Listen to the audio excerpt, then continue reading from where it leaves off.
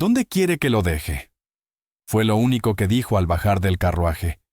Y todos se quedaron en silencio al ver el ataúd de madera rugosa que cargaba con ambas manos como si no pesara, aunque claramente le cortaba la circulación de los dedos. Era joven, no más de 17, con el cabello recogido en un moño mal apretado y el vestido arrugado por horas de viaje, pero sus ojos no temblaban. Nadie se movió. Ni el cartero que la había traído, ni el juez que venía a registrar el matrimonio por correspondencia. Y fue entonces que ella, con voz seca, añadió: «Me dijo que lo enterrara yo misma si no llegaba a tiempo. Así que eso vengo a hacer». Nadie sabía quién era ella exactamente, pero todos sabían quién era él: Fernando Yáñez, el ranchero que había puesto anuncios en media frontera buscando esposa para acompañar su vejez y curar una enfermedad que no quiso nombrar. Al parecer, él sí la nombró a ella. Le envió cartas, un anillo, y la promesa de que si moría antes de que llegara, el rancho sería suyo. Lo firmó con sangre, según contaba la carta que sacó del bolsillo, y que ahora leía en voz alta ante toda la plaza. «Te dejo todo porque nunca nadie me respondió con tanta dignidad. Si no estoy vivo cuando llegues, entiérrame como si ya hubiéramos sido familia». Era su letra, y también su sello de cera con la letra I cruzada por una espina. El juez palideció. La carta era válida, la promesa también. Pero el cuerpo aún estaba fresco. Todavía no lo habían bajado del altillo del establo donde lo encontraron esa mañana, cubierto con una manta y con un sobre en el pecho. Nadie entendía cómo ella lo sabía, ni por qué había traído un ataúd.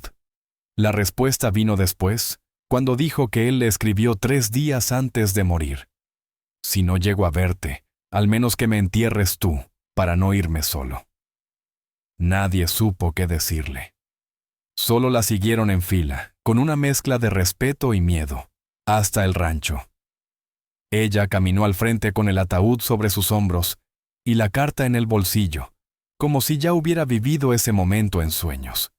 Y mientras el polvo se levantaba bajo sus botas prestadas, una anciana del pueblo murmuró: «No vino a llorar, vino a cumplir». El ataúd reposó sobre la mesa de roble donde él solía tomar su café, y ella no permitió que lo llevaran al granero ni a la iglesia. Dijo que quería morir en su casa y quedarse en ella. Explicó sin levantar la voz, y nadie tuvo valor para contradecirla. Era como si el aire alrededor de ella supiera que no se debía tocar. Abrió una bolsa pequeña y sacó lo que había traído consigo: una taza de peltre, una camisa sin mangas con iniciales bordadas y una cajita de madera con hebra de lino enredada en el borde. «Me envió esto en la 3ª carta», dijo, colocando cada objeto a un lado del ataúd como si adornara una tumba viviente. Nadie entendía cómo una chica de tan pocos años podía moverse con tanta certeza, pero su temple no flaqueaba ni al ver el retrato colgado en la pared. Una versión más joven del hombre muerto, con ojos tristes y barba descuidada. El juez fue el primero en preguntar lo que todos pensaban: «¿Tú? ¿Lo amabas?». Ella no respondió de inmediato. Caminó hasta la silla de madera al lado de la chimenea, la misma que el hombre había tallado para su primera esposa, y se sentó como si hubiera esperado hacerlo toda la vida. «Yo amé lo que él me escribió. Amé que me hablara como si no tuviera que pedirme disculpas por ser viuda, huérfana o fea. Amé que me llamara por mi nombre completo y no por apodos como otros. Y cuando me pidió que lo enterrara si no llegaba, supe que nunca nadie me confiaría algo tan sagrado otra vez». El silencio fue absoluto. Ni siquiera los pájaros cantaban. Solo el crujido de la madera vieja cuando ella alisó la falda y volvió a mirar la caja. Entonces lo dijo: «Y si alguien quiere discutir lo que él prometió, puede hacerlo conmigo en su tumba. Yo ya no le debo nada a nadie, pero a él le debo cumplir». El capataz del rancho, un hombre que había trabajado para Fernando 20 años, bajó la cabeza. «Tenía miedo de morirse solo», murmuró. Y lo logró, no morir solo. La muchacha se puso de pie, Acarició la tapa del ataúd y preguntó sin emoción: «¿Dónde están las herramientas? Voy a cavar». Nadie se movió, nadie ofreció ayuda, porque todos sabían, en lo más profundo, que esa tumba no era solo de él. Era de todos los que alguna vez hicieron una promesa y no supieron cómo cumplirla. El terreno detrás del establo era duro como el juicio ajeno, reseco por años sin lluvia, y lleno de piedras que no cedían con la primera palada. Pero ella no pidió ayuda. Tomó la pala más vieja, la que Fernando había dejado recargada junto al barril de agua, y empezó a cavar con la misma fuerza con la que había recorrido 3 estados con un nombre escrito en tinta y un ataúd vacío. La falda se le enredaba entre los tobillos, las manos se abrieron en sangre viva al tercer intento, y aún así, no dejó de escarbar. Uno a uno, los hombres del rancho se asomaron desde lejos, incapaces de acercarse. No por miedo a la tierra, sino a la determinación que la muchacha emanaba como un fuego que no pedía oxígeno.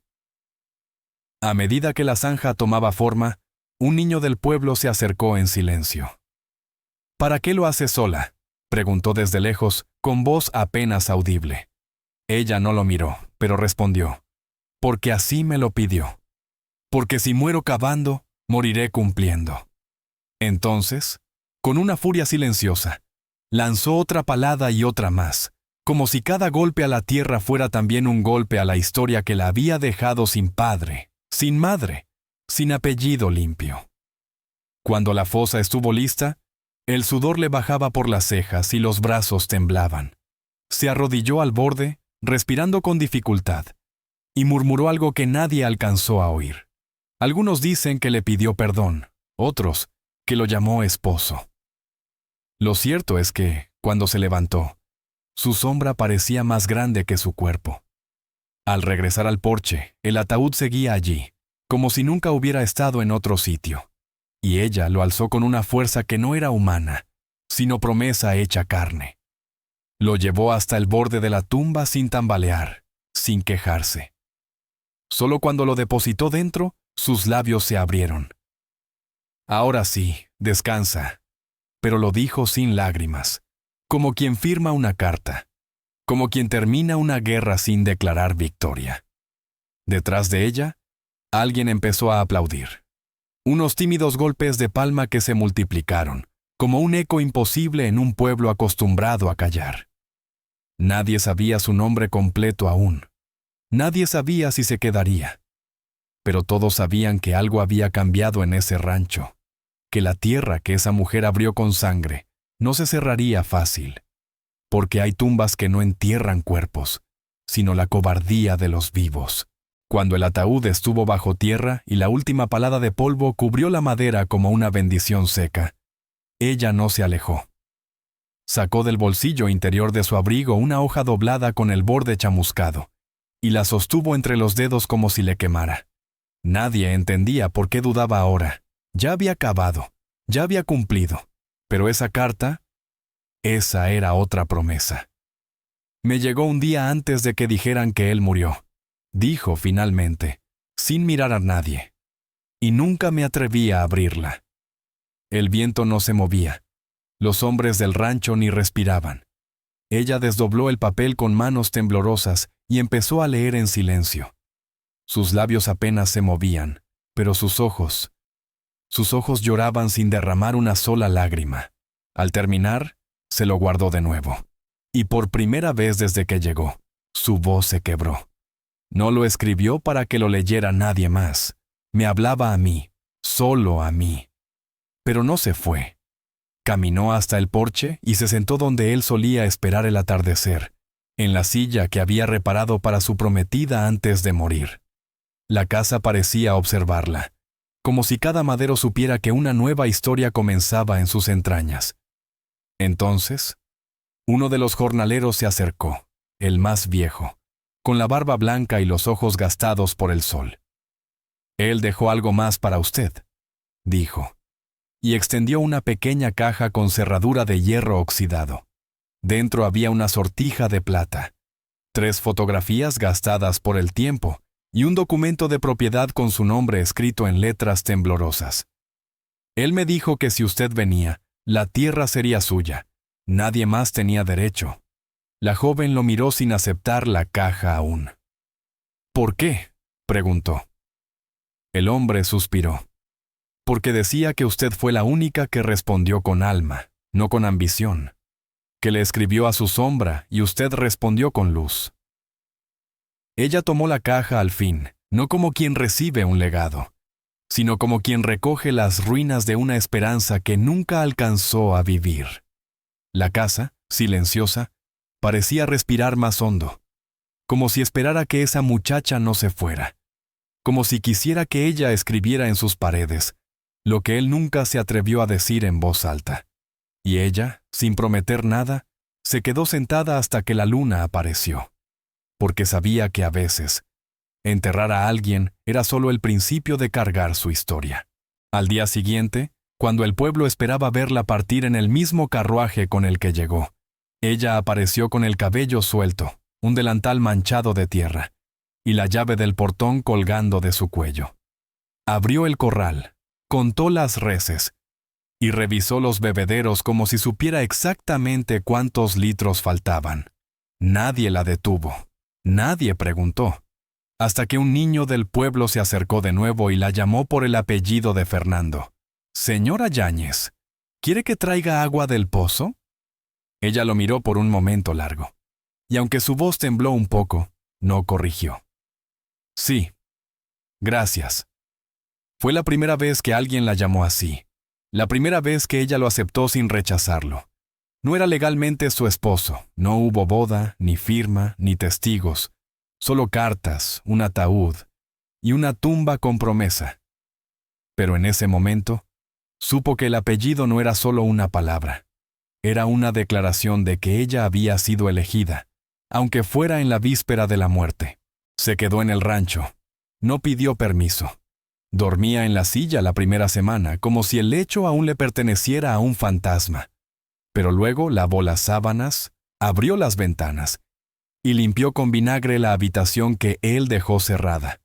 En un cajón encontró otra carta, esta sí sin sobre, solo decía: «Si llegas, usa mi nombre, pero no como símbolo de posesión, sino como escudo. Quiero que la tierra sepa que fuiste deseada, no dejada». Esa noche, ella lo escribió en el registro de linderos, a mano, con tinta temblorosa, pero letra firme. Ana Yáñez, dueña de las tierras secas del límite norte. Nadie le preguntó si era cierto, nadie discutió. Porque todos los que alguna vez vieron cómo cavaba, cómo lloraba sin lágrimas y cómo enterraba sin ayuda, sabían que ese nombre ya le pertenecía. Lo había ganado en polvo y silencio.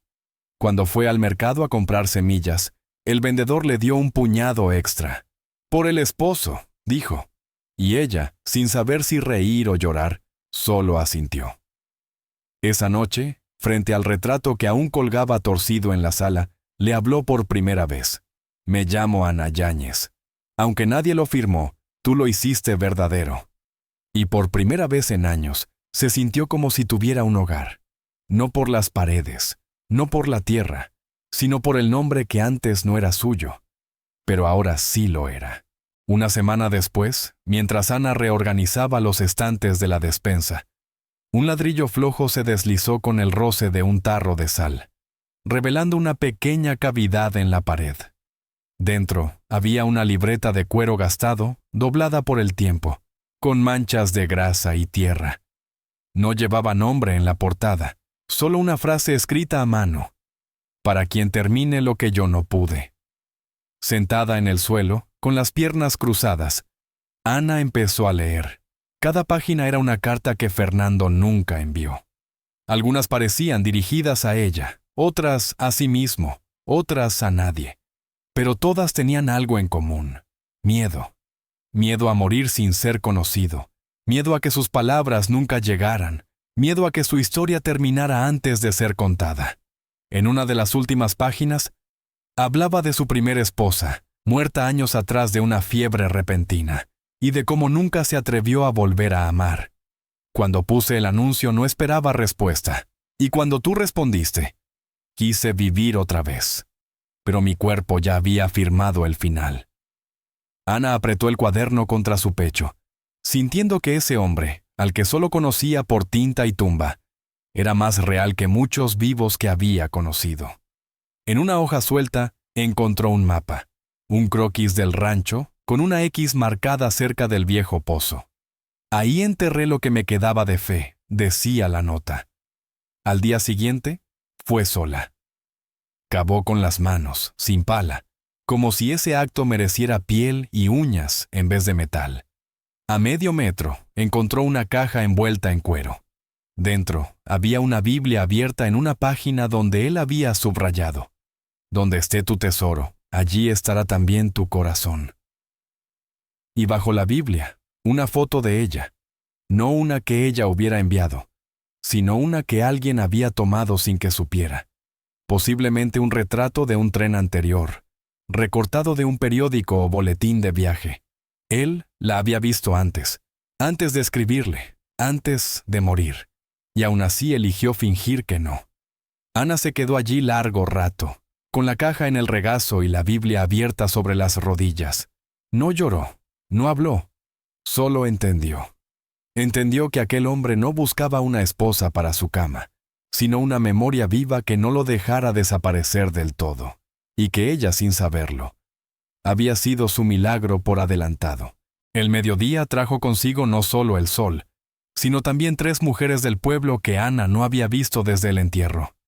Llevaban vestidos limpios, miradas altivas, y un aire de suficiencia que olía a perfume barato y rencor viejo.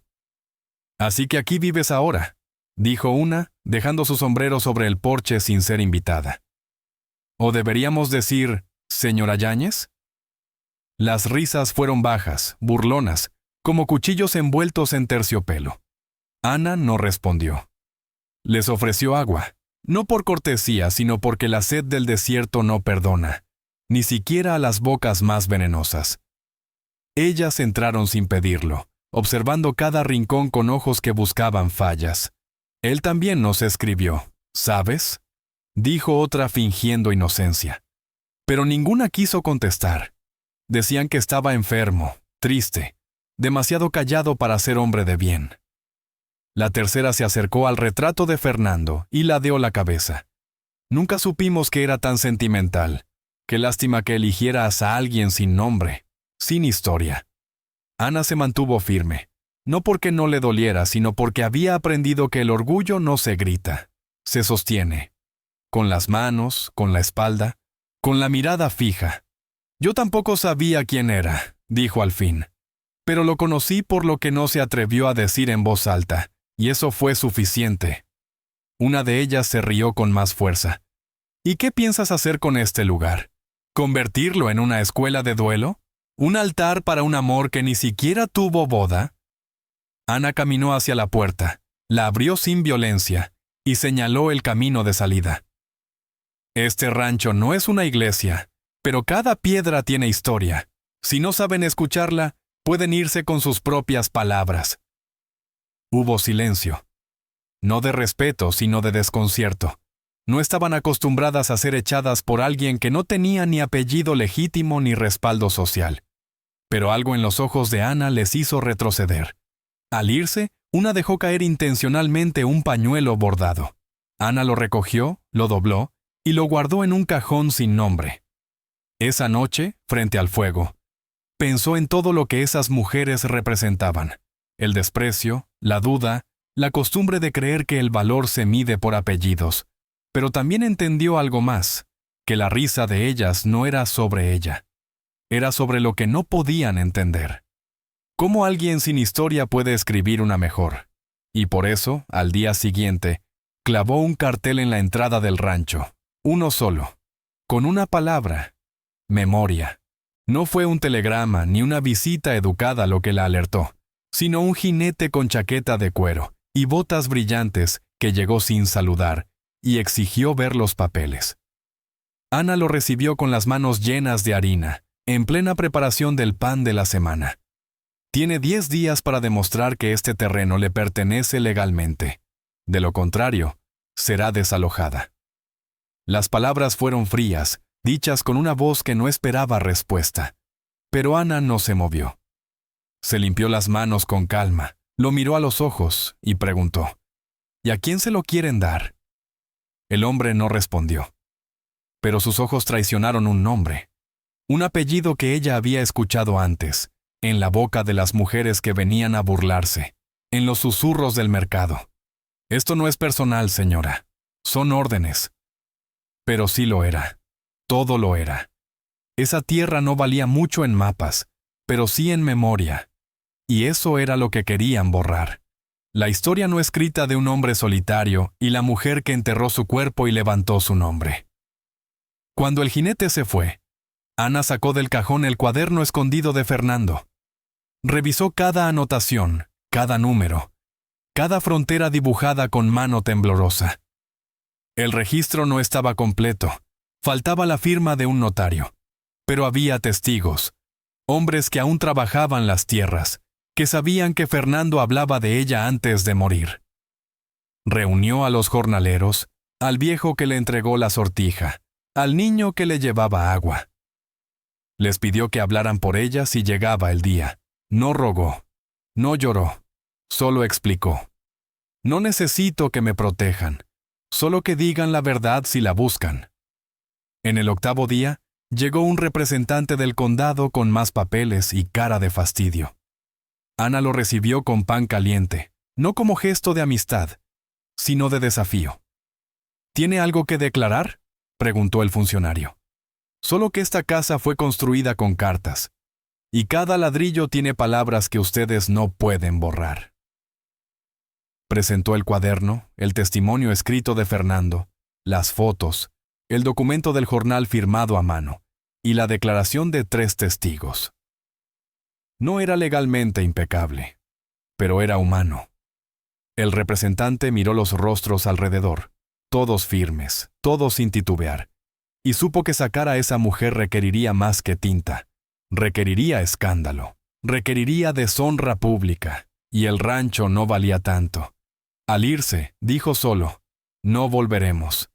Y Ana, esa noche, no celebró. Solo se sentó frente al fuego con el cuaderno en las manos y susurró: sobrevivimos otro día. Y eso, Fernando, ya es suficiente. Una mañana de invierno, cuando el viento arrastraba hojas secas como si fueran recuerdos ajenos, Ana escuchó golpes en la puerta.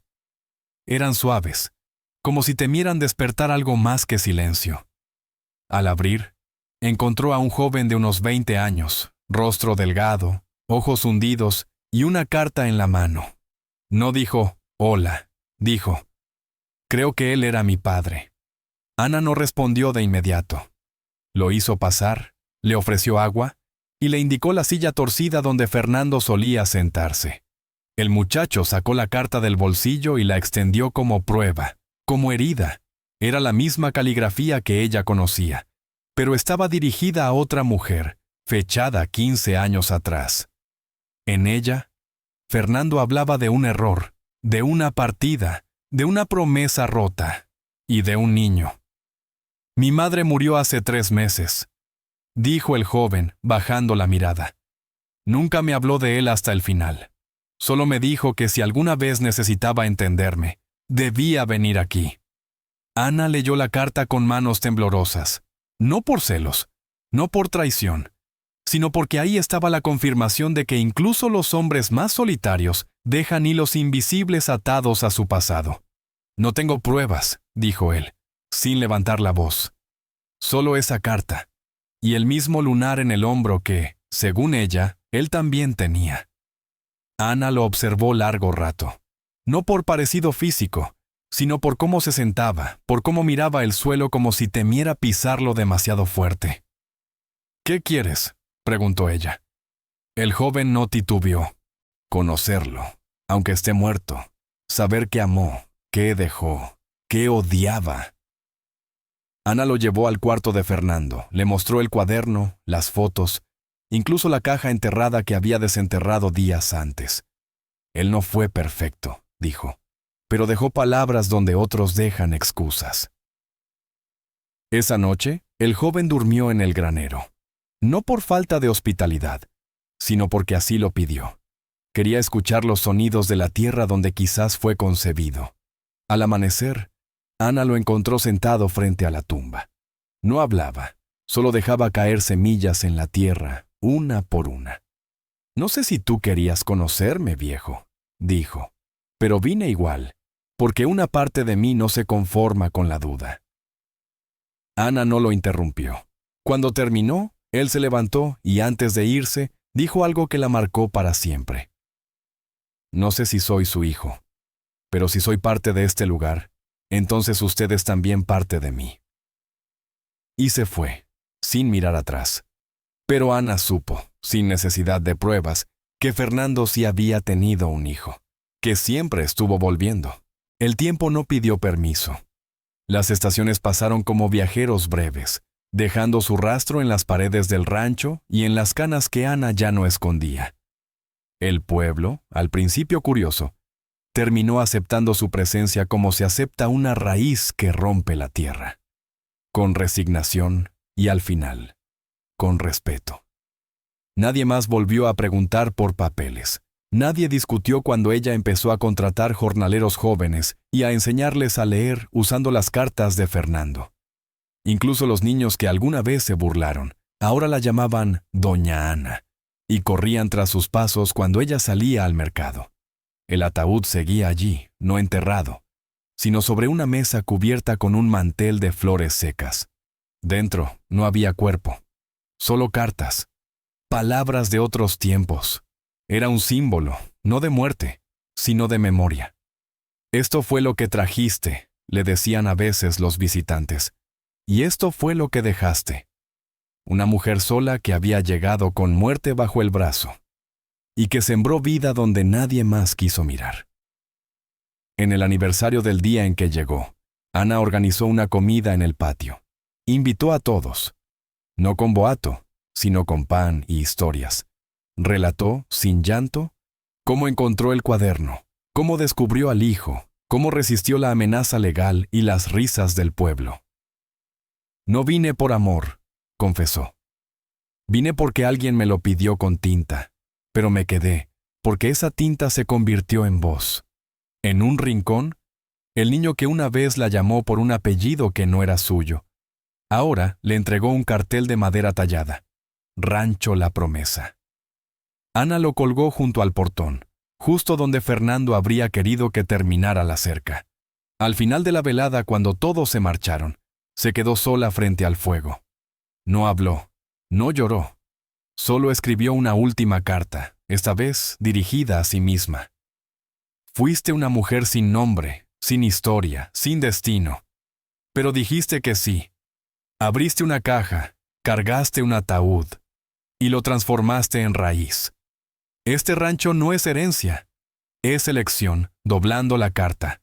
La colocó dentro del ataúd y cerró la tapa con llave, no para esconder, sino para sellar. Al mirar al horizonte, supo que no había tumba ni retrato ni cuaderno que contuviera del todo lo que había vivido. Pero sí había una verdad simple, firme, innegable. Ella llegó con muerte. Y se quedó con un nombre que ningún silencio podría quitarle jamás.